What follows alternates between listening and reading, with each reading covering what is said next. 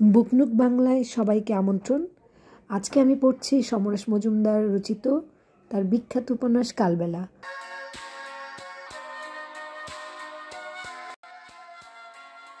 এতক্ষণ বেশ চলছিল, হঠাৎ একদম আকাশ থেকে পেরে আনার মতো যাওয়ার সময় সুভাষদার প্রসঙ্গ টেনে আনলো বিমান। সমস্ত উদ্দীপনা নির্বাচনে কাজ করবে বলে যে অনিমেষকে আপ্লুত করেছিল, সুভাষদার প্রসঙ্গ তুলতেই কেমন মিইয়ে যেতে আরম্ভ করলো। বিমান কি সুপরিকল্পিতভাবে এই সময় সুভাষদার নাম করলো এবং তাকে সতর্ক করে দিল? অনিমেষ অনুভব করলো অবিশ্বাস এমন একটা জিনিস যা একবার কোথাও প্রবেশ করলে লক্ষবার চুনকামেও দূর হয় না। কিন্তু তবুও অনিমেষ নিজেকে প্রফুল্ল রাখতে চাইল। এতদিন পরে সে হাতে কলমে কমিউনিজমের পক্ষে কাজ করে যাওয়ার সুযোগ পাচ্ছে। আগামী মাসে পশ্চিমবাংলার 2 জায়গায় উপনির্বাচন হতে যাচ্ছে, তাকে কোথাও পাঠানো হচ্ছে। অনিমেষ যেন এখনই অধৈর্য হয়ে পড়েছিল। ট্রাম রাস্তায় পা দিয়েই সে নিজের নাম শুনতে পেল। চিৎকার করে যে তাকে ডাকছে সে রাস্তার ওপারে। বেশ কিছুদিন পরমহংসকে দেখতে পায়নি অনিমেষ। এখন ওকে সামনে দেখে ভালো লাগছে। অমন খাটো শরীরেও কি উজ্জ্বল মুখ। কাছাকাছি হতেই পরমহংস জিজ্ঞাসা করলো, বিপ্লব হলো? বলার ধরনে এমন একটা স্নেহ মিশ্রিত শাসন আছে যা না হেসে পারল না অনিমেষ। কোথায় আর হলো? পরমহংস খপ করে ওর হাত ধরে হিড় করে টেনে পানের দোকানের সামনে আনলো। তারপর গম্ভীর গলায় বলল, নিজের বদন চেয়ে দেখো একটু। অনিমেষ দেখলো দোকানের আয়নায় তার ছায়া পড়েছে। নিজের এরকম বিধ্বস্ত চেহারা সে কখনো দেখেনি, এমনকি জলপাইগুড়ি থেকে ট্রেন জার্নি করে এসেও নয়। মাথার চুলগুলো নেতিয়ে পড়েছে, মুখ ময়লা কালো, চোখের তলায় যেন কালি লিপে দিয়েছে। পরমহংসের গলা পেল সে। একদিনই যদি এই হাল হয় তবে দেশে বিপ্লব করবেন উনি, ননির পুতুল।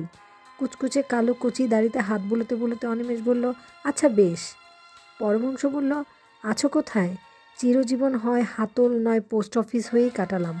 তোমার মতো মেয়ে কপালে হয়ে জন্মানো ভাগ্য চাই। হাতল মানে? চেয়ারে থাকে, না থাকলে ক্ষতি নেই। থাকে এক্সট্রা আরামের জন্য। যাক, পুলিশ প্যাদানি দেয়নি তো? না, হেসে ফেলল অনিমেষ। যাক ছেলে, হিরো হয়ে যেতে পারতে প্যাদালে। যে দুটো কারণে তোমার জন্য এখন দাঁড়িয়েছিলাম। টিউশনি করার ইচ্ছে আছে? আছে, কিন্তু আপাতত সময় পাবো না। পার্টির কাজে বাইরে যেতে হবে। বাঁচা গেল, পড়াশোনার ইতি হয়ে গেল তো? তা কেন, অসুখ বিসুখের জন্য তো অনেক সময় কামাই করে। ভালো, আমি এখন কাটছি, প্রয়োজন হলে খবর দিও। কোথায় যাচ্ছ? ফোকটে ছুটি পাওয়া গেল, পিচ ছেড়ে 2-1টা স্ট্রোক করে আসি, টিউশনে সেরে আসি। পরমহংস চলে যেতে যেতে আবার ঘুরে এলো। রসগোল্লার মতো মুখ করে বলল, দ্বিতীয় কথাটাই বা বলা হয়নি তোমাকে। কি কথা?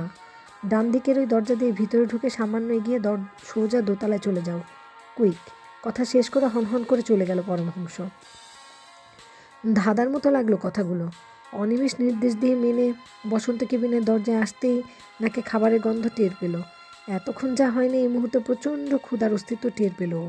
ভেতরে ঢুকে সিঁড়ি বেয়ে উপরে উঠে আসতে ওর মনে হলো শরীরে সব রক্ত ঢেউ হয়ে যাচ্ছে। কোনো রকমে নিজেকে শান্ত করার চেষ্টা করলো অনিমেষ। দোতলায় হলের একটা কোণার টেবিলে মাধবীলতার সামনে যে মেয়েটি বসেছিল, অনিমেষকে দেখতে পেয়ে সে উঠে দাঁড়ালো। যাই ভাই। মাধবীলতা ঘাড় নাড়তে মেয়েটি আর চোখে অনিমেষকে একবার দেখে পাশ থেকে নেমে গেল। রেস্টুরেন্টে আরও অনেকেই আছে। তবকা ছুটি পায় ছেলেমেয়েরা আড্ডা মারছে টেবিলে টেবিলে। এদের মধ্যে 2-1 জন এখনও বেশ প্রসিদ্ধ। ওরাও অনিমেষকে দেখছিল। খুব শান্ত ভঙ্গিতে সে মাধবীলতার সামনে গিয়ে জিজ্ঞাসা করলো, বসতে পারি? ছোট্ট একটা ভাঁজ ঠোঁটে পড়লো কি না পড়লো না, কিন্তু চোখ দুটো অনেক কথা বলে ফেললো। মাধবীলতা ঘাড় নাড়ল সম্মতির। অনিমেষ ঠিক উল্টো দিকে আরাম করে বসে টেবিল থেকে একটা নিজল জলের গ্লাস তুলে পুরোটা খেয়ে নিল। মাধবীলতা তাকে দেখছে। এতক্ষণে সে একবারও চোখ সরায়নি। অস্বস্তি হচ্ছিল অনিমেষের। বলল, কেমন আছেন? চমৎকার, কথা বলল মাধবীলতা। শব্দের উচ্চারণে অনিমেষের মনে হলো কথাটার মানে খুব খারাপ আছি, খুব। এখন এখানে কখন এসেছেন? এসেছি, কথাটা যেন একটা প্যারেক ঠোকার মতো, নিশ্চিন্ত কিন্তু অবহেলায়। অনিমেষ মাধবীলতার মুখের দিকে তাকাতে পারছিল না। এই 2 দিন মেয়েটির কথা সক্রিয়ভাবে চিন্তা করেনি, কিন্তু তার প্রতিটি মুহূর্তে মাধবীলতা জড়িয়েছিল সে টের পায়নি। বুকের মধ্যে রিমঝিম শব্দ। চোখ খুললেই নিজেকে সম্রাট মনে হয়। মাধবীলতা বলল, 2 দিন কী হয়েছিল? অনিমেষ কথা বলতে পেরে বেঁচে গেল। বলল, হঠাৎ আমার ঠাকুরদা এসেছিলেন, আর তিনি খুব অসুস্থ ছিলেন বলে বেরোতে পারেনি। হোস্টেলে একা ওই রকম মানুষকে রেখে আসাও যায় না, অথচ একটু ভালো বোধ করতেই আর থাকলেন না। আজই ফিরে গেলেন। সে কি, তাহলে এলেন কেন? আমাকে দেখতে। আমি ওর কাছের মানুষ হয়েছিলাম। সে অনেক কথা। আমি শুনতে চাই। কেন? আমার মনে হচ্ছে শোনা দরকার। কি কথা? বেশ, তবে আজ থাক, অন্য দিন। আজই তো বলছি না, সময় হলে বলবেন। অনিমেষ একটু চুপ করে থেকে বলল, আজ সব অদ্ভুত ঘটনা ঘটে গেল। মাধবীলতা বলল, আমি জানি। আপনি কখন এসেছেন এখানে? যেমন রোজ ক্লাসে করতে আসি। তাহলে আমাকে যখন ভ্যানে তোলা হলো তখন দেখেছেন? দেখেছি। ও, কিন্তু আমি জানতাম আপনি ফিরে আসবেন। মানে? অনিমেষ চমকে উঠল। সুদীপের প্রকাশ্য সন্দেহটা কি মাধবীলতার মনে সঞ্চারিত হয়েছে? আমি প্রার্থনা করেছিলাম, তাই জানতাম। হেসে ফেলল অনিমেষ। তাই বলুন, কিন্তু কোনো প্রার্থনা করলেই যে পূর্ণ হতো, তাহলে পৃথিবীতে কোনো কষ্টই থাকতো না। তা ঠিক, কিন্তু আমি যখন ভীষণভাবে কিছু চাইব, তখন সেটা বিফল হবে না, কারণ আমি নিজের জন্য কিছু চাইনি কখনো। এই প্রথম কিছু চাইলাম, হয়তো চাওয়া শুরু হলো। বুক ভরে নিঃশ্বাস নিল অনিমেষ। ওর কষ্ট এখন পরম পাওয়ায় নতজানু। আমি কিন্তু ভরসা করতে শিখলাম।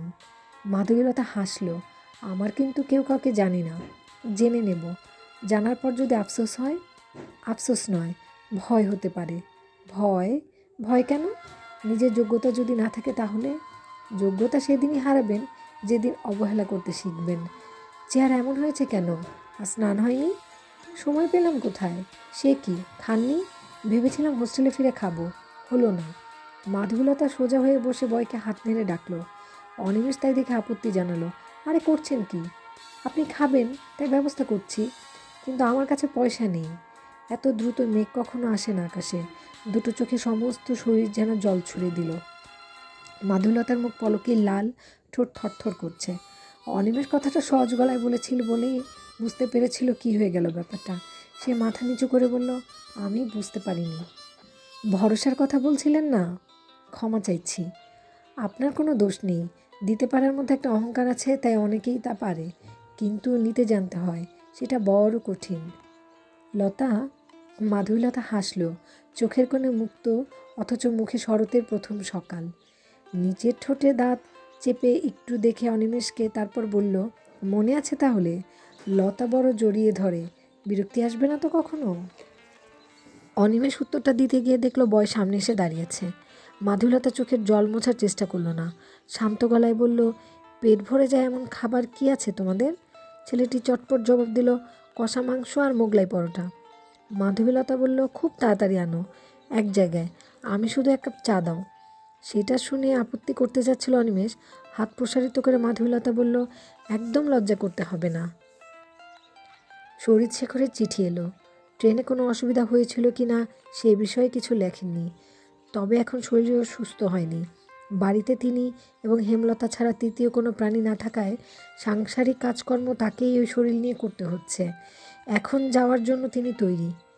নিজের শ্রাদ্ধ করে সে এক অদ্ভুত আনন্দের মধ্যে ডুবে আছেন। তবে তার একটাই আশঙ্কা, এবং সেটা হেমলতাকে নিয়ে। তার যাওয়ার আগে যদি হেমলতাকে যেতেন, তাহলে নিশ্চিন্ত হয়ে যেতে পারতেন শরীরশেখর। এসব লেখার পর তিনি জানতে চেয়েছেন অনিমেষ পুজোর ছুটিতে জলপাইগুড়ি আসছে কিনা, এবং শরীরশেখর কলকাতায় তার কাছে থাকার দরুন যে টাকা খরচ হয়েছে তার অঙ্কটা জানালে তিনি সেটা ফেরত পাঠাবার ব্যবস্থা করবেন। চিঠিটা পড়ে অনিমেষ কিছুক্ষণ চুপচাপ থাকলো। হাতে লেখা এক না হলেও এটাকে দাদু হিসাবে মেনে নেওয়া শক্ত হতো। দাদুর চিঠি মানেই কিছুটা উপদেশ এবং সেই সঙ্গে কড়া সমালোচনা। অথচ এই চিঠির ভাষার মধ্যে কেমন যেন শীতলতা ছড়ানো। স্বর্গছেড়া থেকে বাবার চিঠি আজকাল নিয়মিত আসে না। মাসের প্রথমে যে মানি অর্ডার পাঠান, তার তলায় যেটুকু জায়গা, তাই এখন বরাদ্দ। শরীরশেখর চলে যাওয়ার পর তমালের মুখে জানতে পেরেছিল তিনি অনেক কিছু জেনে গেছেন। সেদিন সে তখন সন্ধ্যাবেলা ডাক্তারের চেম্বারে গিয়েছিল, তখনই তিনি তমালদারদের খুঁটিয়ে খুঁটিয়ে প্রশ্ন করে অনিমেষের রাজনৈতিক ক্রিয়াকলাপ সম্পর্কে অবহিত হয়েছিলেন, কিন্তু চিঠিতে সেসবের কোনো উল্লেখ নেই। শুধু এই প্রথমবার তিনি জানতে চেয়েছেন অনিমেষ ছুটিতে জলপাইগুড়ি যাবে কিনা। অনিমেষ অনুভব করছিল বাড়ির সঙ্গে একটা দূরত্ব তৈরি হয়ে সেটা ক্রমশ বেড়ে যাচ্ছে।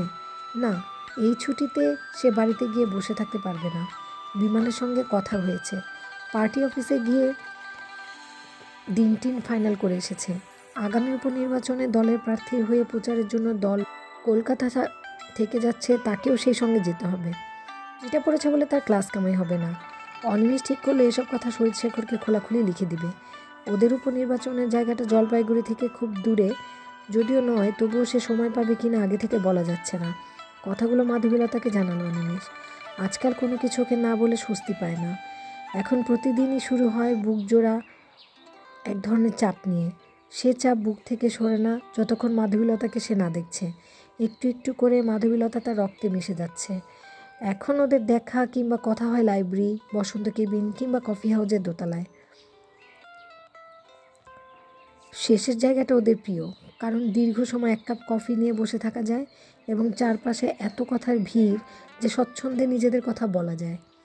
মাধবীলতাকে সে তার সব কথা বলেছে। মা যে রাতে মারা গেলেন সেই বর্ণনা শোনার সময় মাধবীলতা ঝরঝর করে কেঁদে ফেলেছিল। ছোটো মার কথা শুনে অবাক হয়েছিল খুব। অনিমেষ তার সঙ্গে কোনো যোগাযোগ রাখে না যেন অনুযোগ করেছিল। বলেছিল, তোমার ছোটো মাকে আমার খুব দেখতে ইচ্ছে করছে। অনিমেষের আজকাল একটা ব্যাপার খুব মজা লাগে। মাধবীলতা যখন তার পরিবারের কারো সম্বন্ধে কথা বলে তখন মনে হয় তাকে ভীষণ চেনে। আসলে অনিমেষের মুখে শুনে শুনে দাদু পিসিমাদের ছবিটা ওর মনে স্পষ্ট আঁকা হয়ে গেছে। এক এক সময় এমন কথা বলে যে অনিমেষের নিজেরই দ্বন্দ্ব লাগে, ওদের কে বেশি চেনে, সে না মাধবীলতা।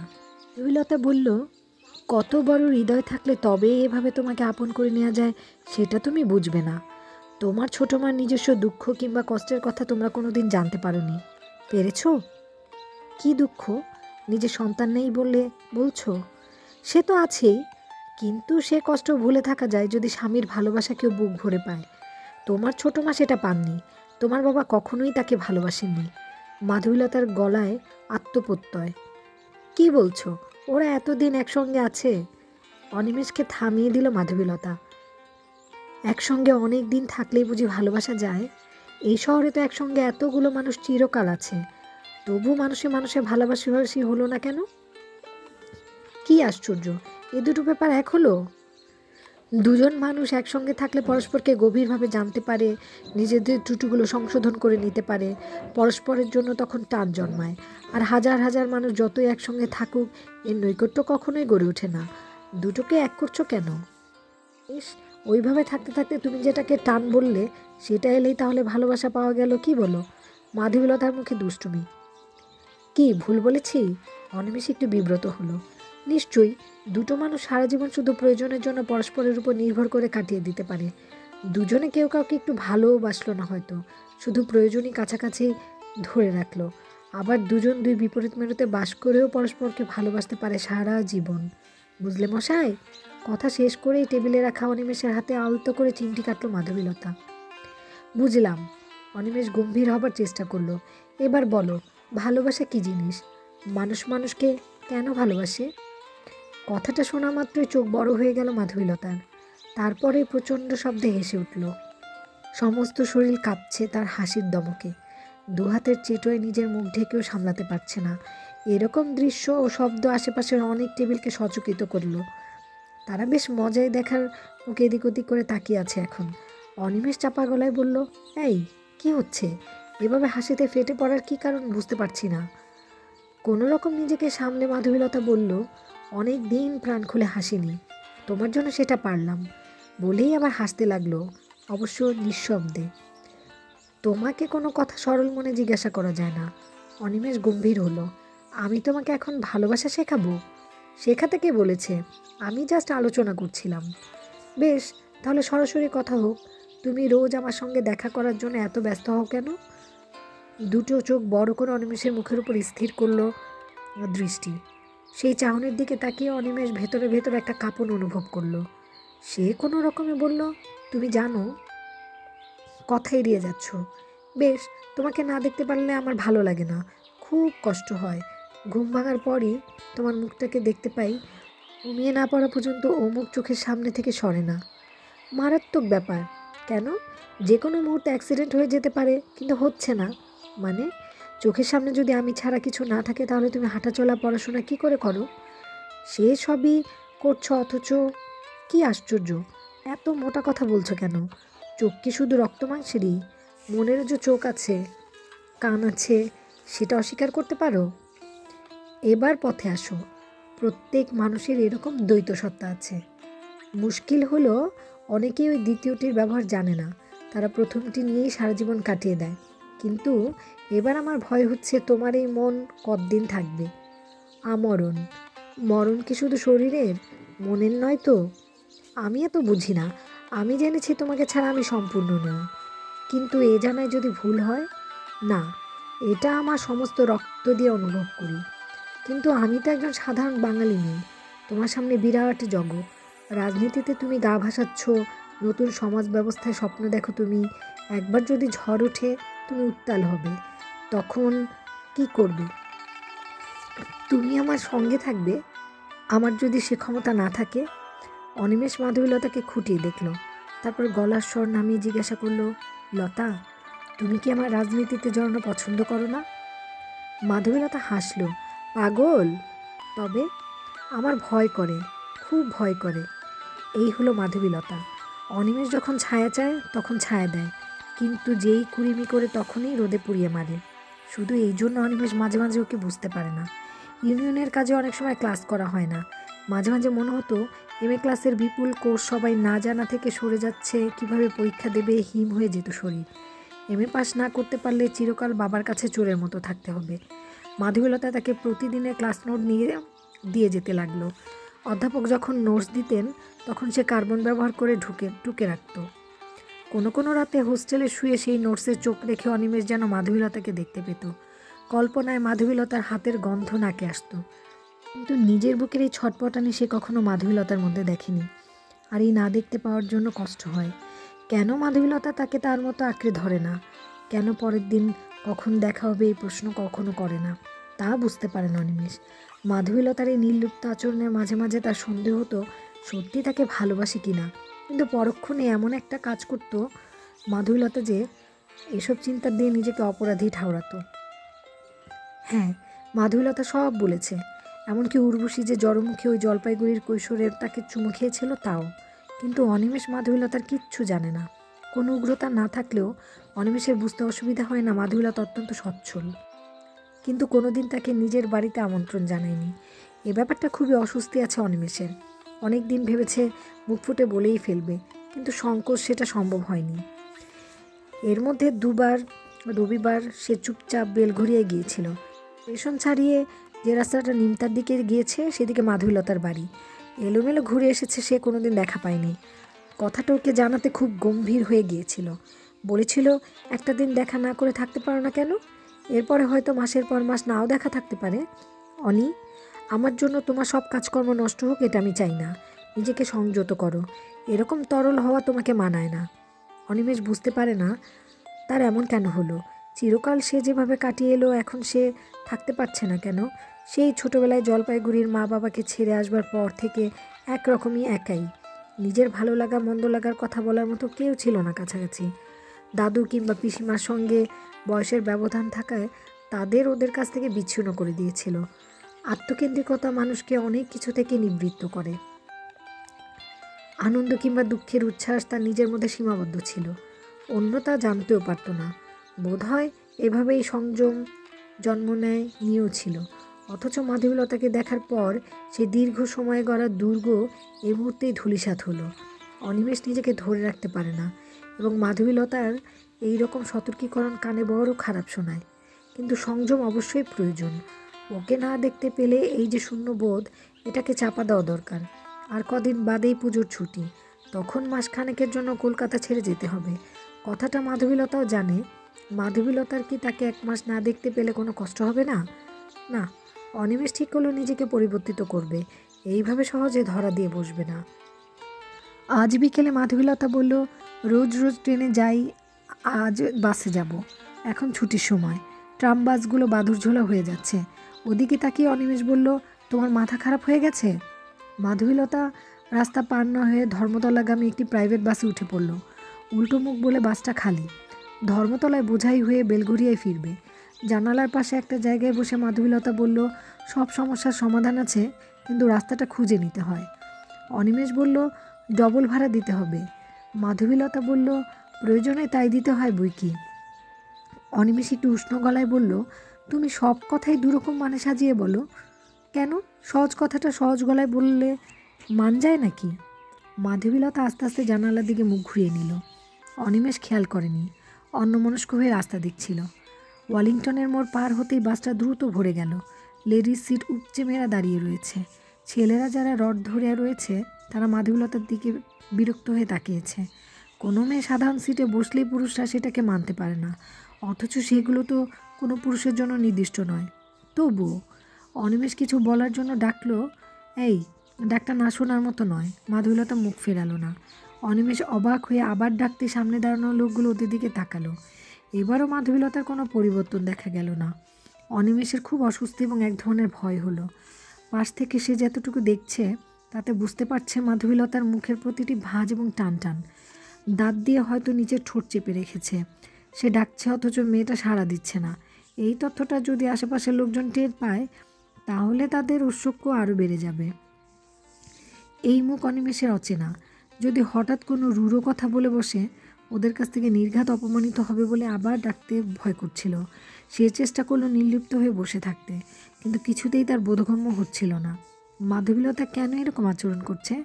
তাদের মধ্যে কোনো ঝগড়াঝাটি হয়নি, আঘাত লাগতে পারে এমনও কিছু সে করেনি। তবে ওই মুখ দেখতে অনিমেষের খুব কষ্ট হচ্ছিল, কিন্তু আর কথা বলার মতো সাহস পাচ্ছিল না। বাস স্ট্যান্ড তখন চুপচাপ দাঁড়িয়ে। ইডেন গার্ডেনের পাশে বাবুরঘাটি স্টিমারে ডাক শোনা যাচ্ছে। চারপাশে নানা রকম হকার আর বেড়াতে আসা মানুষের ভিড় জায়গাটাকে মেলার চেহারা দিচ্ছিল। অনিমেষ দেখলো জোড়ায় জোড়ায় ছেলে মেয়ে ইডেন থেকে ঢুকছে আর বের হচ্ছে। অনেকের ভঙ্গিতে চোর ভাব আছে। ইডেন কিংবা ভিক্টোরিয়া মেমোরিয়াল যেসব জায়গায় সবাই প্রেম করতে যায় সেখানে মাধবীলতাকে নিয়ে সে কখনো যায়নি। ইউনিভার্সিটির চারপাশে যেসব খোলামেলা রেস্টুরেন্ট আছে সেখানেই কথা বলেছে ওরা। প্রেম করলেই সকলে বোধহয় নির্জনতা খুঁজে চায়ের দোকানের কেবিনে গিয়ে ঢোকে। আশ্চর্য, ওদের মাথায় সেরকম চিন্তা আসেনি কেন? এই যে এখন এ পাশে বসে আছে স্বাভাবিকভাবেই ও শরীরে স্পর্শ লাগছে, কিন্তু এই মুহূর্তে সে সম্পর্কে সচেতন হলো অনিমেষ, এবং হওয়ার পর আরও সংকুচিত হয়ে পড়ল। মাধবীলতা হঠাৎ কথা বলল, বাইরে থেকে মুখ সম্পূর্ণ না ফিরিয়ে চাপা গলায় উচ্চারণ করলো, এইরকম হলে খুশি হন জানি, তা আমার কাছে কেন এই একটা জুটিয়ে নিলেই পারেন। কথাটা বুঝতে কয়েক পলক গেল। অনিমেষ চকিতে ঘাড় ঘুরিয়ে দেখলো একজোড়া ইডেনের দিকে ঢুকছে। মেয়েটি খিলখিল করে হাসছে। একটা হাত ছেলেটির কোমরে, ছেলেটির হাত মেয়েটির কাঁধে। কী কারণে ওরা অমন করছে বোঝা যাচ্ছে না, কিন্তু আশেপাশের লোকজন কৌতুকের চোখে ওদের গ্রাহ্য বস্তু নয় এটা বোঝাচ্ছিল। যে কোনো মানুষের চোখে ওদের ভঙ্গিতে একটা বেলাল্লাপনা ধরা পড়বে। অনিমেষের খারাপ লাগলো, কিন্তু মাধবীলতার ইঙ্গিত বোঝা মাত্রই তার মুখে রক্ত জমে গেল। তার সম্পর্কে এতটা নীচ ইঙ্গিত করতে পারলেও শুধু শারীরিক প্রয়োজনেই সে মাধবীলতাকে কামনা করে, এই তাহলে তাদের সম্পর্কে ধারণা। অনিমেষের মনে হলো এখনই এই সিট থেকে উঠে যায়। এই অপমানের পর আর পাশাপাশি বসে থাকা যায় না। কিন্তু এই মুহূর্তেই আর একটা অনুভূতি তাকে আচ্ছন্ন করলো। মাধবীলতাকে হারিয়ে সে থাকবে কি করে? ক্রোধ মানুষকে অন্ধ করে। হয়তো কোনো কারণে মাধবীলতা নিজেকে বেসামাল করে ফেলা এরকম দায়িত্ব জ্ঞানহীনতার কথা বলছে, কিন্তু মন যখন শান্ত হবে তখন নিশ্চয়ই এই কথাটা তার জন্য সে লজ্জা পাবে। পাল্টা যুক্তি খুঁজে পেতে অনিমেষ সিট ছেড়ে উঠল না, কিন্তু তার সত্ত্বেও একটা হীনমন্যতা ভাব আচ্ছন্ন করে রাখলো। বুকের ভেতর একটা ভারী কিছু অনড় হয়ে আছে। বাসটা চলতে শুরু করলো, অবস্থার কোনো পরিবর্তন হলো না। ভিড়ের চাপাচাপিতে আশেপাশের মানুষরা তাদের ভালো করে নজর করছে না দেখে অনিমেষ চাপা গলায় বলল, তুমি এরকম বলতে পারলে? মাধবীলতা উত্তর দিল না, যেন অপরিচিত সহযাত্রিনীর মতো চুপ করে বসে থাকলো। অনিমেষ কিছুক্ষণ অপেক্ষা করে বলল, শুনছ? মাধবীলতা নির্বিকার, কিন্তু ওপরে একটা মুখ বলে উঠল, কিছু বলছেন? অনিমেষ হতভম্ব হয়ে মুখ তুলে দেখলো একটি টিয়া পাখির নাক বসানো মুখ ওর দিকে ঝুঁকে পড়েছে। সে চটপট করে বলে উঠল, না না, কিছু বলিনি। কিছু বলছেন না তো তখন থেকে বিড়বিড় করছেন কেন? রাগ হয়ে গেল এ গা পড়া ভাব দেখে। অনিমেষ বলল, কি যাতা বলছেন? যাতা বলছি? আই বাপ। লোকটা মুখ ঘুরিয়ে আশেপাশে ঝুলে থাকা মুখগুলোকে বলল, তখন থেকে দেখছিলাম মেয়েটিকে জ্বালাতন করছে, বিড়বিড় করে কথা বলে যাচ্ছে, আবার চোখ রাঙানো দেখেছেন? বাসটা মেয়ে হয়েছে আজকাল, মেয়েরা যে নিশ্চিন্ত একা একা যাবে তার উপায় নেই, কান ধরে বাস থেকে নামিয়ে দেওয়া উচিত। আর একটা কিলবিলি উঠল। অনিমেষ মহা ফাঁপড়ে পড়ল। আশেপাশে সবাই তো বটেই, ওপাশে মহিলারা পর্যন্ত ঝুঁকে তাকে দেখতে লাগলো। সে দ্রুত মাধবীলতাকে দেখল, কেমন স্পৃহ ভঙ্গিতে বাইরের দিকে তাকানো। যেন ছুটন্ত ফুটপাতগুলির পৃথিবীর যাবতীয় দেখার জিনিস ছড়িয়ে ছিটিয়ে আছে। বাসের ভেতর এখন কথাবার্তা চলছে, তা ওর কানে মোটেই যায়নি। উঠে দাঁড়াতে গিয়ে চট করে সামনে নিল অনিমেষ। এখন চলে যাওয়া মানে এই লোকগুলোর ইঙ্গিতকে সত্যি প্রমাণিত করা। একটি হেরে গলায় বলে উঠল, ভদ্রভাবে যদি বসে থাকতে না পারেন তাহলে ঘাট ধরে বের করে দেবো বাস থেকে। মাথায় আগুন জ্বলে উঠল অনিমেষের। চিৎকার করে বলল, মুখ সামলে কথা বলুন। একটা হুড়োহুড়ি শুরু হওয়া মাত্রই কন্ডাক্টরের গলা শোনা গেল, বাসের ভেতরে নয়, বাইরে গিয়ে করুন ও দাদারা। কলকাতার মানুষ নিজে দর্শক হয়ে দূরত্ব রাখতে ভালোবাসে। অন্য কেউ শুরু করে দিলে চুপ করতে পারে এই মাত্র। সমস্বরে গলাগুলো কন্ডাক্টরের উদ্দেশ্যে ব্যস্ত হয়ে পড়ল। নামিয়ে দিন তো মশাই, মেয়েদের বিরক্ত করবে আর বললে চোখ রাঙাবে, এদের জন্যই ছেলেদের বদনাম হয়। ভিড় ঠেলে কন্ডাক্টর অনিমেষের সামনে এসে দাঁড়াতে অনিমেষ বসে পড়ল। উত্তেজনার শরীর থরথর করে কাঁপছে এবং উত্তেজিত হলেই পেটে যে চিন ব্যথা ছড়িয়ে পড়ে সেটাও বাদ গেল না। কন্ডাক্টর কড়া গলায় জিজ্ঞাসা করলো, ও মশাই কোথায় যাবেন আপনি? হাতিবাগান বলতে যাচ্ছিল অনিমেষ, কিন্তু তার আগে একটা হাত কন্ডাক্টরের উদ্দেশ্যে এগিয়ে গেল। গমরঙ্গা সেই হাতের কবজিতে একটা মকরমুখী বালা, হাতের শেষের আঙ্গুলের চাপে 1 টাকার নোট ধরা মাধবীলতার গলা শুনল অনিমেষ। 2টো বেল ঘড়িয়ে দিন। দুজনকে?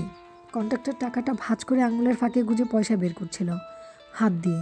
অনিমেষকে দেখালো মাধবীলতা। কন্ডাক্টর একগাল হেসে বলল, আপনারা একসঙ্গে? ও হ্যাঁ, কলেজ স্ট্রিট থেকে তো একসাথেই উঠেছেন। কথাটা শেষ করে আশেপাশের জনতার দিকে বাঁকা গলায় জানালো, আপনারা মায়েরই সব জায়গায় সিনেমা করেন। এক পলকে অনিমেষ দেখলো আশেপাশের মুখগুলো হাওয়া বেরোনো মুখের মতো ঝুলছে, কিন্তু কারোর দিকে তাকাতেও ইচ্ছে করছিল না। এই সময় লোকগুলোকে এক হাত নেওয়া যেতে পারত, কিন্তু তার প্রবৃত্তি হলো না। হীনমন্যতা কাটিয়ে উঠতে পারছিল না অনিমেষ, কারণ মাধবীলতা টিকিট কাটার পর আবার একই ভঙ্গিতে বাইরের দিকে তাকিয়ে আছে। বাসের ভেতরে যে নাটকটা হয়ে গেল সেই সম্পর্কে যেন মোটেই অকেবল নয়। অনিমেষের খেয়াল হলো 2টো বেল ঘড়িয়ে টিকিট কাটা হয়েছে কেন। ও রহস্যটা বুঝতে না পেরে জিজ্ঞাসা করলো। এবার স্বাভাবিক গলায়, কিন্তু অন্য কেউ স্পষ্ট শুনতে পেল না। মাধবীলতা ঘাড় না ঘুরিয়ে জবাব দিল, ইচ্ছে করলে হাতিবাগানে নেমে যেতে পারেন। এবার জেদ চেপে গেল অনিমেষের। হাতিবাগান শ্যামবাজার পেরিয়ে বাসটা তখন বিটি রোড ধরল, তখন ওরা তেমনই চুপচাপ। লাস্ট স্টপে নামার পর মাধবীলতার সঙ্গে একটা বোঝাপড়া করবে সে। তখন নিশ্চয়ই ঝুলন্ত মুখগুলো আশেপাশে থাকবে না। এটা না করলে হোস্টেলে ফিরে অস্বস্তিই লাগবে। বিকেলটা দুদ্দার করে ছুটে গেল অন্ধকারে। সন্ধ্যা হয়ে আসছে, আলো জ্বলে উঠেছে চারধারে। এত দেরি করে মাধবীলতা কখনো বাড়ি ফিরে না। আজই বাসে চড়ে যাওয়ার আবদারের জন্য এটা হলো। বাড়ি ফিরে বকুনিটা অবশ্যই জোট উচিত আছে। অনিমেষ নড়ে চড়ে বসল। বেলঘড়িয়ার স্টেশনের সামনে যখন বাসটা থেমে গেল তখন অল্পই যাত্রী তাতে। মাধবীলতার পেছন নিচে নামতে অনিমেষ বলল, দাঁড়াও। মাধবীলতা দাঁড়ালো, তারপর নিচু গলায় বলল, এখানে নাটক করতে হবে না, কিন্তু আমার কিছু কথা আছে। এভাবে অপমান করলে কেন? এখানে দাঁড়িয়ে আমি কথা বলতে পারবো না, হাঁটতে হাঁটতে কথা বলো। তোমার বাড়ির দিকে যাব? আমার পাড়ার অনেকেই এখন তোমাকে দেখছে। এখান থেকে চলে গেলে আমার বদনামের গল্পটা ছড়াবে। তার চেয়ে বাড়িতে যাওয়াটাই শোভন হবে। এসো। মাধবীলতা পা বাড়ালো। এখন আগে কখনোই অনিমেষকে বাড়ি যেতে বলেনি। আজকের এই রকম আচরণের পরে নিমন্ত্রণটা কেমন বেমানান ঠেকছে। তাছাড়া একটা পরিস্থিতি চাপে পড়েই তাকে যেতে বলছেও, কিন্তু এখানে দাঁড়িয়ে থাকলে আরও খারাপ দেখায়। আশেপাশের চায়ের দোকান থেকে অনেক চোখ এখন সেটে আছে। অনিমেষ মাধবীলতাকে অনুসরণ করলো। লেভেল ক্রসিং পেরিয়ে মাধবীলতা খানিক ইতস্তত করলো। অনিমেষ পাশাপাশি হাঁটছিল। জিজ্ঞাসা করলো, কি হলো? আমাদের বাড়ি তোমার ভালো লাগবে না কেন? অনিমেষ প্রশ্নটা করতে একটা সাইকেল রিক্সা এগিয়ে এলে, আসেন দিদিমণি। মাধবীলতা রিক্সাওয়ালার দিকে চেয়ে একটু হাসলো। অনিমেষ বুঝলো ওরা সবাই মাধবীলতাকে চেনে। মাধবীলতা রিক্সায় উঠতে বলল, যা থাকে কপালে, উঠে পড়ো। নিজের চোখে দেখে যদি মতিগতি পাল্টায়। পাশাপাশি বসতে কোনো অসুবিধা হলো না। রিক্সাওয়ালা যেরকম দ্রুত চালাচ্ছে তাতে অনিমেষে ভয় হচ্ছিল যে কোনো মুহূর্তে দুর্ঘটনা ঘটে যেতে পারে। অবিরাম হর্নের শব্দে ওরা ঘিঞ্জি এলাকাটা পেরিয়ে এলে অনিমেষ জিজ্ঞাসা করলো, আমাকে বাড়িতে নিয়ে যেতে তোমার এত কুণ্ঠা কেন? মাধবীলতা কথা বলল না, কিন্তু সেই টিপিক্যাল হাসিটা হাসলো যার কোনো স্পষ্ট মানে ধরা যায় না। অনিমেষের এরকম হাসি শুনলে খুবই রাগ হয়, কিন্তু বাসে যে ঘটনাটা ঘটলো তার জন্য এখন কথা বাড়ালো না। শুধু বলল, তোমার যদি আমাকে বিরক্তকর মনে হয় সোজাসুজি বলে দিও। আমি কি করব সেটা আমার ব্যাপার, এটা তোমাকে বুঝতে হবে না। অন্ধকারে মাধবীলতার ঠোঁটের কোণে সামান্য ভাঁজ পড়ল। অনিমেষের মনে হলো একটা হাসির চেয়েও মারাত্মক। ফাঁকা রাস্তা পাড়িয়ে রিক্সাওয়ালা জোর প্যাডেল ঘোরাচ্ছে। তার মানে মাধবীলতাকে অনেকখানি এসে রোজ ট্রেন ধরতে হয়। কিছুক্ষণ চুপ থেকে অনিমেষ জিজ্ঞাসা করলো, এটা কি বেলঘরিয়া? না মিতা, একদম মফস্বল লাগছে তাই না? হ্যাঁ, কিন্তু ভালো লাগছে। এক আধ দিনই লাগে, পুরনো হলে কিছুই আকর্ষণ থাকে না। ওর গলার ধরনটা কেমন যেন দ্বিতীয় অর্থটি বুঝতে অসুবিধা হলো না। প্রায় মাইল দেড়েক যাওয়ার পর একটা গলিতে ঢুকে মাধবীলতা ভাড়া মিটিয়ে রিক্সাটাকে ছেড়ে দিল। ডান দিকের অন্ধকারেও একটা বড় পানা পুকুর দেখতে পাচ্ছিল। বাঁদিকের বাড়িগুলো বাগান শুদ্ধ, কিন্তু বয়সের আচরে ক্ষতবিক্ষত। মাধবীলতা বলল, আপনি আমার কাছ থেকে একটা বই নিতে এসেছেন। অনিমেষ কথাটা অনুধাবন করার আগে গেট খুলে ভেতরে ঢুকলো। আসুন। গেটের উপরে মাধবীলতার ঝড় বাগান থেকে ফুলের গন্ধ আসছে। সামনে একটা ভাঙাচোরা পুরান আমলের দোতলা বাড়ি, দু একটা ঘরে আলো জ্বলছিল মাত্র। পেছনে পুকুরের আভাস। মাধবীলতা রোয়াকে উঠে অনেকক্ষণ কড়া নাড়ার পর দরজা খুলল। একজন নুয়ে পড়া বৃদ্ধ খ্যানখ্যানি উঠল, এতক্ষণে আসা হলো মেয়ের? এদিকে তোর বাপ মা এতক্ষণে বসে থেকে চলে গেল। খিদিরপুর? খিদিরপুর কেন? অঞ্জলির মামাতো ভাই এসেছে না, তোকে নিয়ে যেতে বলেছিল। ও। মাধবীলতা ঘাড় বুলিয়ে বলল, আসুন। কে ওখানে? বৃদ্ধের গলা শুনে অনিমেষ ইতস্তত করল। আমার সঙ্গে পড়ে, তুমি চায়ের জল বসাও। আসুন। দাঁড়িয়ে রইলেন কেন? অনিমেষ অন্তত সন্তর্পণে উঠে এলো। বৃদ্ধা তাকে জরিপ করছে। অনিমেষ বুঝতে পারছিল না ওকে প্রণাম করবে কিনা। মাধবীলতার কে হননি বোঝা যাচ্ছে না। মাধবীলতার পেছন পেছন একটা ঘরে গিয়ে ঢুকতে মাধবীলতা বলল, বসুন, আমি আসছি। অনিমেষ সেকেলে ঘরটা দেখল। দু তিনটে চেয়ার, একটা তক্তপোষ, জানালাগুলো বন্ধ। বাইরে বুড়ির গলা শোনা গেল, একটা উটকো ছেলেকে হুট করে বাড়িতে ঢুকালি মা বাবা শুনলে কি বলবে? সে আমি বুঝবো, তুমি চা বসাও। আজ বাদে কাল যার বিয়ে। কে বলেছে? অঞ্জলির মামাতো ভাই কি জন্য এসেছে? বেশি বাজে কথা না বলে এখন যাও। কয়েক সেকেন্ড বাদেই মাধবীলতা ঘরে এলো। এসে বলল, এই আমাদের বাড়ি। মা বাবা এখন নেই, তাই আলাপ করাতে পারলাম না। উনি কে? কদু মাসি, ভালো নাম কাদম্বিনী, আমাকে মানুষ করেছেন। আমি আশায় বোধ হয় একেই আমার মাথায় আগুন জ্বলছে। এবারে তো এভাবে কথা বলবে না। আর কতদিন থাকা যাবে কে জানে। কেন শুনতে পাননি? বিয়ের জন্য ছোটাছুটি শুরু করেছে সবাই। অনিমেষ কথা বলল না। একবার ভাবলো বলে ভালোই তো, কিন্তু পারল না। হঠাৎ মাধবীলতা কেমন শান্ত অথচ দৃঢ় গলায় প্রশ্ন করল, আমার কিছু হলে তুমি ভার নিতে পারবে? সমস্ত রক্ত এখন বুকের মধ্যে। আর এরকম সময় পৃথিবীটাকে হাতের মুঠায় মনে হলো অনিমেষের। সে পরিষ্কার গলায় বলল, হ্যাঁ। ওরা অনেকক্ষণ আর কথা বলল না। এর মধ্যে বৃদ্ধা এসেছে চা নিয়ে। এক চুমুকে সেটা শেষ করে অনিমেষ উঠে দাঁড়ালো। আজ যাই। মাধবীলতা মুখে কিছু না বলে ঘাড় কাত করলো। তারপর হঠাৎ উঠে সে সামনে দাঁড়িয়ে সেই অদ্ভুত মায়াময় চাহনিতে অনিমেষকে ভরিয়ে দিল।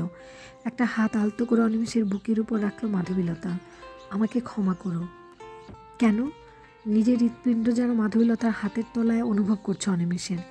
মাধবীলতা তো কোনো অন্যায় করেনি, তাহলে ক্ষমা কিসের? হাত না সরিয়ে মাধবীলতা বলল, লোকে যাই বলুক, আমার কিছু যায় আসে না, কিন্তু তুমি কড়া গলায় কিছু বললে আমি সইতে পারবো না। অনিমেষ গাঢ় গলায় বলল, আমি কি কিছু বলেছি? এবার থেকে সহজ কথাটা সহজ গলায় বলবে। অনিমেষের মনে পড়ল বাসে উঠে সেই কথাটা বলার সময় খুব বিচ্ছিরিভাবে ধমকেছিল, কিন্তু সেটা তার মনে ছিল না। নেহাতি অভ্যাসবশত বলা। তাই যে এই মেয়ের এমন লেগেছে তাকে জানতো। সে মাধবীলতার মুখের দিকে তাকালো। ওকে ভীষণ আদর করতে ইচ্ছে করছিল, কিন্তু কিছুতেই হাত উঠল না ওপরে। মুখ নামিয়ে সে চুলের ঘ্রাণ নিয়ে বলল, আমি আর তোমাকে আঘাত দেব না। উজ্জ্বল হাসিতে মাধবীলতার মুখ এখন মাখামাখি। হাত সরিয়ে নিয়ে বলল, দেখো, আমি ঠিক তোমার মতো হব। কোনো রকম পরীক্ষা অবধি যদি এড়াতে পারি তাহলে কোনো চিন্তা করি না। চলে যেতে ইচ্ছে করছিল না মোটেই। তবুও অনিমেষ বলল, যাই। মাধবী বলল, না, বলো আসি। অনিমেষ হাসলো, আচ্ছা আসি তাহলে। গেট অবধি পৌঁছে দিল মাধবীলতা। ভীষণ হালকা লাগছে এখন। অনিমেষ গলিটা পেরিয়ে এসে পেছনে তাকালো। আবছা অন্ধকারে মাধবীলতার শরীরে আদল দেখা যাচ্ছে। নিজেকে এখন সম্রাটের মতো মনে হচ্ছে তার। ওর মাথায় কোনো চিন্তাই জায়গা পাচ্ছিল না। এখনও তার বাবার টাকায় তাকে মাস চালাতে হয়। অনিশ্চিত রাজনৈতিক জীবনের মধ্যে সে নিজেকে জড়াতে যাচ্ছে। ব্যক্তিগত কোনো আয়ের সংস্থা নেই। মাধবীলতার ভার নিতে হলে এই কলকাতায় একটা বাড়ি, নিদেন পক্ষে একটা ঘর দরকার, এবং সেটা পেতে হলে টাকা চাই। এসব অত্যন্ত নগণ্য মনে হলো। এসব সমস্যা নিয়ে আকাশ পাতাল ভেবে কোনো লাভ নেই।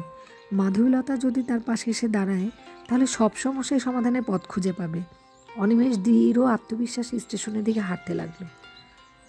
খুব দ্রুত ঘটে যাচ্ছিল ঘটনাগুলো। জীবনটা কি এইরকম? যখন কিছু ঘটে না তখন দমবন্ধ গ্রীষ্মের দুপুরের মতো থমকে থাকে সব কিছু, আর যখন ঘটার পালা আসে তখন উত্তাল ঢেউয়ের মতো কিছু গ্রাহ্য না করে ব্যাপারও ছুটে চলে। সেই রকম ছুটে যাওয়ার সময় যেন এই দিনগুলো। অনিমেষ পিছনে তাকাবার সুযোগ পাচ্ছিল না। সুভাষদার সঙ্গে দেখা হয়নি অনেক দিন। খুঁজে নেওয়ার চেষ্টা করেছে, কিন্তু সঠিক কোনো সংবাদ পাওয়া যায়নি। এ নিয়ে দুবার সুভাষদার কাজে আসবে বলে আসেনি। এখন অনিমেষদের কাজকর্ম খুব বেড়ে গেছে। পার্টি অফিস, ইউনিভার্সিটি করতে করতে অনেকটা সময় ব্যয় হয়ে যাচ্ছে। নতুন নতুন লোকের সঙ্গে নিত্য পরিচয় হচ্ছে, কিন্তু পুরনো যারা রাজনীতি সংশ্লিষ্ট নয় তাদের সঙ্গে যোগাযোগ ছিন্ন হয়ে আসছে। যেমন পরমহংস, সেদিন সময় পায়, সেদিন ক্লাস করতে গেলে দেখা হয়। এইরকম আছে ছেলেটা। এই যেমন আজ দেখা হতেই বলল, মালকড়ির শেয়ার পাচ্ছ মনে হচ্ছে গুরু, কামিয়ে নাও যত পারো। অনিমেষ হক চুকিয়ে বলল, শেয়ার পাচ্ছি মানে? পরমহংস বলল, তুমি যদি ভূত হও তাহলে ঘরের খেয়ে বনের মোষ তাড়াবে, আর তা না হলে এখান থেকে ফায়দা তুলবে। অনিমেষ প্রতিবাদ করতে গিয়ে থেমে গেল। কোনো লাভ নেই। যে নিয়মটা চালু হয়ে গেছে তার বাইরে চিন্তা করতে আমরা অভ্যস্ত নই। এই মুহূর্তে তার পকেটে মাত্র 2 টাকা পড়ে আছে। মাসের শেষ হতে অনেক দেরি। এত বড় কলকাতায় তাকে এই টাকায় মাসটা চালাতে হবে। পরমহংস ওর মুখে পরিবর্তন লক্ষ্য করে বলল, একসময় তুমি টিউশনি করবে বলে খেপে উঠেছিলে, অথচ এখন সেসব কথা ভুলেও বলো না। তার মানে তোমার টাকার দরকার নেই, ঠিক কি না? অনিমেষ বলল, তা নয়। আসলে আমি বোধহয় খুব উদ্যোগী ছেলে নই।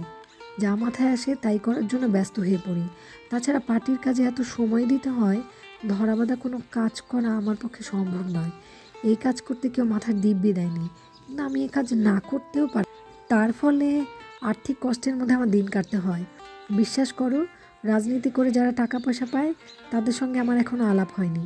সেই ভূমিকায় নিজেকে দেখার কোনো আগ্রহ নেই। পরমহংস বলল, এরকম নেশার কোনো মানে আমি বুঝতে পারি না। যখন সময় চলে যাবে তখন দেখবে তোমার স্কোরে একটা রানও জমেনি। তুমি কি ভাবছো এই করে দেশের চেহারা পাল্টে দিতে পারবে? মিছিমিছি নিজেকে নষ্ট করার কোনো মানে হয়? অনিমেষ বলল, এরকম চিন্তা যদি সবাই করে তাহলে আগামী 10 বছর পরে দেশের কী অবস্থা ভাবতে পারো? পরমহংস বলল, এখন কথাটা মানছো না, পরে বুঝবে। তুমি যাই বোঝাতে চাও দেশের সাধারণ মানুষ তা বুঝবে না। তারা একটা জিনিসই জানে, যে তাদের ব্যক্তিগত প্রয়োজন মেটাবে সে তাদের বন্ধু। ওসব ইজম টিজমে ওদের কোনো যায় আসে না। সব শালা আমরা দারোগাবাবু হয়ে বসে আছি। হাঁসের ডিম পারবে, আমরা হাফ বয়েল খাবো। তা তোমার পরীক্ষা টরীক্ষা দেবার ইচ্ছে আছে? অনিমেষ বলল, কোনো লাভ নেই, তবু দিব। পরমহংস বলল, লাভ নেই জেনেই তো এমএ পড়তে এসেছিলে বাংলায়। 2 বছর ভালো ভালো মেয়ের সঙ্গে আড্ডা মারার এই সুযোগ কি কেউ হাতছাড়ে? কপালে কোনো ব্যাংক বা সরকারি অফিসের কেরানিগিরি অপেক্ষা করছে তা তো জানি না, কিন্তু পরীক্ষা না দিলে প্রেস্টিজ থাকে না। তুমি তো ক্লাস করছো না, পড়াশোনা হচ্ছে কি? অনিমেষ বলল, লাস্ট 2 মাসে ম্যানেজ হবে না। তুমি কি বলো? রামকৃষ্ণের মতো মুদ্রা করল হাতের আঙুলে পরমহংস। তারপর বলল, ও হ্যাঁ, মনে পড়েছে, তোমাকে শোভনাদি খুঁজছিল, একদিন দেখা করো। কেন, কি ব্যাপার? টিউশনির জন্য গিয়েছিলে বোধহয়, সে ব্যাপারেই। ভদ্রমহিলা বেশ ভালো, অন্যমনস্ক গলায় বলল অনিমেষ। তাই নাকি?